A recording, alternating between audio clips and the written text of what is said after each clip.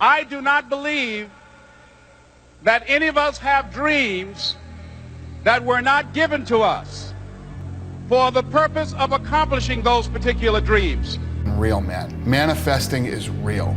When you figure out who you are and what you want to do, and you devote your life to it like a maniac, like you're all in on this thing, and you manifest, most of these people end up, doing what they say they're going to do and being who they say they're going to become. It's real. And there's no excuses. There's no fucking days off. There's no, not willing to grind and, everybody's against me and this didn't happen for me because of this and that and all this whining and pussy ass bullshit that a lot of people do these days.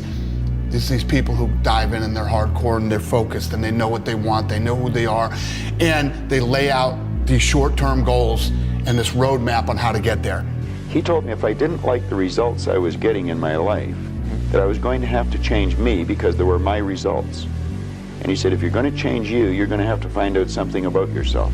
Yeah, it does. It feels beautiful. I dreamt this so much, so clearly, so precisely, and so frequently that it has manifested itself into reality. Come on, get up, kid. Get up. For your running toward your dream, I applaud you for believing in yourself, because that's what life is about, stretching and challenging, looking for ways that you can begin to improve yourself. But if the why isn't strong, if your goals aren't powerful, if the vision isn't clear, the old prophet said, without a vision we die, without a vision we perish, without a dream we're nothing. If you study statistics, 95% of the people live their entire life and never live the way they want to live. You know that 95% of the population in this country, let's say in North America, the richest continent in the history of the world, they'll work productively, let's say for 40 of their 65 years, and they'll end up with hardly any money. Around 2010, 2011, I went through this huge spiritual thing where I became obsessed with the power of the mind. And I got into it deep, like really deep, just meditation, visualization, and just realizing how powerful our minds actually are, like how we really do paint our world with our thoughts and our level of self-belief. There are moments when you're going to doubt yourself. There are rough times that are going to come, but they have not come to stay. They have come to pass. People in general are afraid of failure. How did you become one of those people who doesn't seem to be afraid of failing? Failure, it doesn't exist. It's not existent. What the hell does that mean? Seriously, what does failure mean? It's not, it doesn't exist. It's a figment of your imagination. If you pan it down here, you see it's about 3 o'clock in the morning and there's not a car or a person in sight. If you pan over here, it's the same thing. Not a car or a person in sight. People want to know where I find my strength at, where I get my strength. I get it from a lot of places, but right now, this morning, I'm getting it from, there's not a motherfucker that's up. There's not a car, there's not a person.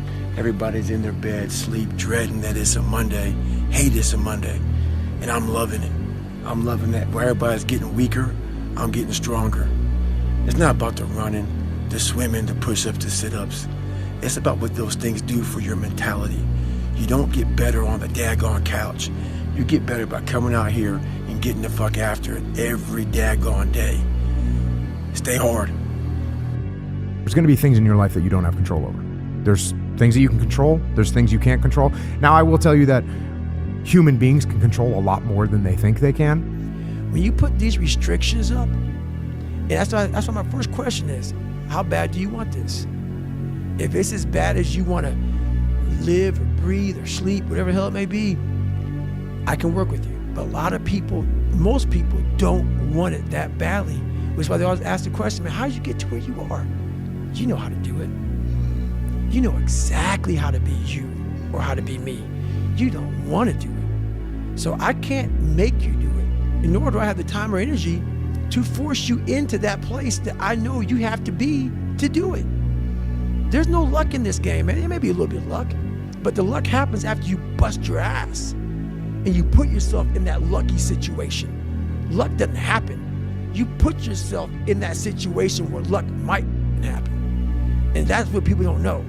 Connor, in February of 2013, we spoke for the first time. You didn't have a car, you didn't have a pot to piss in. All you had were blueberries. Now here you are with the undisputed gold. Enjoy it, my friend. You deserve it, you called it. Yeah, from nothing to something to everything. So that's where I am right now. I blame no one. I look in the mirror. On the other side of it, what an opportunity we have, because tomorrow's the first day of the rest of our lives. So what an opportunity we have to practice. I'm gonna learn from the past, but I'm not gonna dwell on it. There's no point in dwelling on it. The only point in dwelling on it is to learn from it. So that's what I would do here. And then I would take what I learned from my experiences of where I failed, and I would also take the positive things that I learned, because even that failure is a positive. Even that failure is a positive, because you realize the value of the opportunity that you had, and you blew it, and you're like, okay, I'm never gonna let that happen again. Lesson learned. I tell people this all the time. Michael Jordan, the greatest basketball player in the world, he took 946 game-winning shots. 946 times since he was in high school, the ball has been in his hand to take the game-winning shot with no time on the clock. He has only made 146 of those. He has missed over 700 times, but he has made 146. You know what they write about? When he make it. And we're not on this stage just because of talent or ability. We're up here because of 4 a.m. We're up here because of 2-a-days or 5-a-days. We're up here because we had a dream and let nothing stand in our way. If anything tried to bring us down, we used it to make us stronger. We were never satisfied, never finished, will never be retired. My high school English teacher, Mr. Fisk, I actually paid attention one time in class, and he said, he had this beautiful quote, and it read, "Rest at the end, not in the middle." And I took that to heart.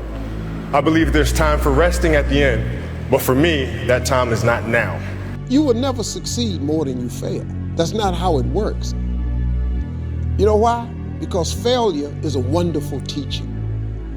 It's the only way to learn. You have to fail. Failure is a part of the process to becoming successful. Players who love to win and players who hate to lose, which one are you? I'm neither. I play to figure things out. I play to learn something, right? Because I think if you play with a fear of failure, or you play with the will to win, or that supersedes the fear of failure, I think it's a weakness either way, right? Because if you play with the fear of failing, you'll have the pressure on yourself to play, to capitulate to that fear. If you play with the sense of I want to win, then you have the fear of what happens if you don't. But if you find common ground in the middle, in the center, then it doesn't matter. You're unfazed by either, right? And that enables you to really just stay in the moment, stay connected to it, and not feel anything other than what's in front of you. They write about when you make it. So guess what? When you get through failing, all you got to do is make one. All you got to do is make one.